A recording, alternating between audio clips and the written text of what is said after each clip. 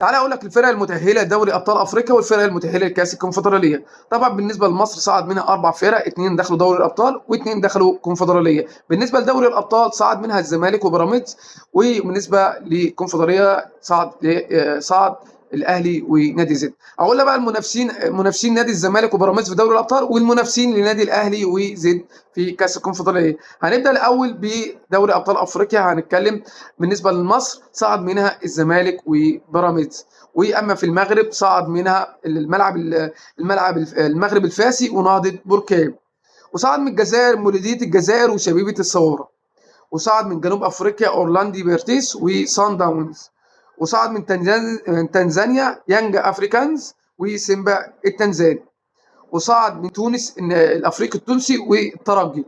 كل ده بالنسبه لدوري ابطال افريقيا. وصعد من الكونغو من انجولا بيتلو اتلتيكو ووليد، فريق لسه اسمه وليد. وصعد من الكونغو الديمقراطيه مازيمبي واي اس مانيما. وصعد من السودان الهلال والمريخ. وصعد من كوت ديفوار اسك ميوزا وسان بيدرو. وصعد من مالي جلباد واستاد مالي. وصعد من نيجيريا رينجرز وريفرز يونايتد. ومن ليبيا السواحلي. ومن زامبيا صعد باور ديناموز. وصعد من غانا ميدياما. وصعد من غينيا حوريه. وصعد من بوتسوانا جامبورون يونايتد، اسامي غريبه. ومن موريتانيا نوزيبو. ومن السنغال تونغيس. ومن الكاميرون كولومبي سبورتيف. ومن كينيا جورماهيا.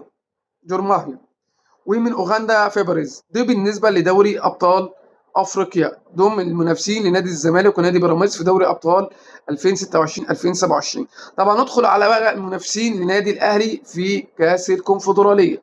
طبعا صعد منها نادي الاهلي ونادي زد في الكونفدراليه. بالنسبه لمصر صعد منها الاهلي وزد. بالنسبه للمغرب صعد منها الرجاء وجيش الملكي. ومن الجزمة بالنسبة للجزائر صعد منها اتحاد العاصمة وشباب بلوزداد. وبالنسبة لجنوب أفريقيا كايزر تشيفز ودربان سيتي. ومن تنزانيا عزام وبلاك ستارز. ومن تونس الصفاقيس التونسي والترجي الجرجيسي.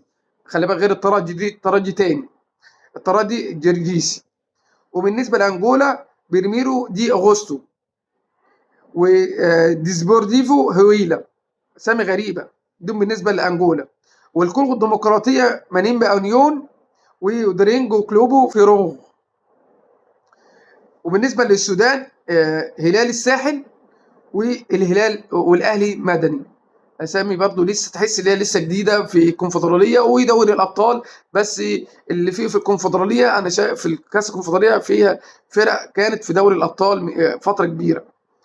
وطبعا من كوت ديفوار افادا ديجونو وكورغوغو. ومالي ريال بكامو وديارا، فريق اسمه ديارا. ونيجيريا شتونج ستارز وكانيمي اوريوز. ومن ليبيا اهلي طرابلس. دي بالنسبه لكاس الكونفدراليه. بس اغلبيه اللي في كاس الكونفدراليه اغلبيتهم، يعني لو اتكلمنا الجيش الملكي كان بيلعب في دوري الابطال، اتحاد العاصمه كان بيلعب في دوري الابطال، شباب بلوزداد كان بيلعب في دوري الابطال، كايزر تشيفز كان بيلعب في دوري الابطال.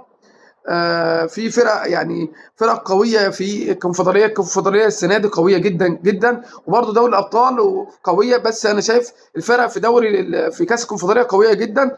فكل التوفيق لنادي الاهلي ونادي بيراميدز ونادي الزمالك ونادي زد في البطوله، كلهم من مصر، وان شاء الله ربنا يوفقهم.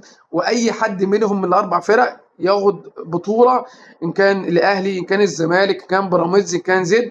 كل التوفيق لاي فريق مصري باذن الله. ما تنساش الاشتراك في القناه وفعل الجرس. لو عجبك الفيديو اشترك في القناه وفعل الجرس، ما عجبكش ما تشتركش. والسلام عليكم ورحمه الله وبركاته.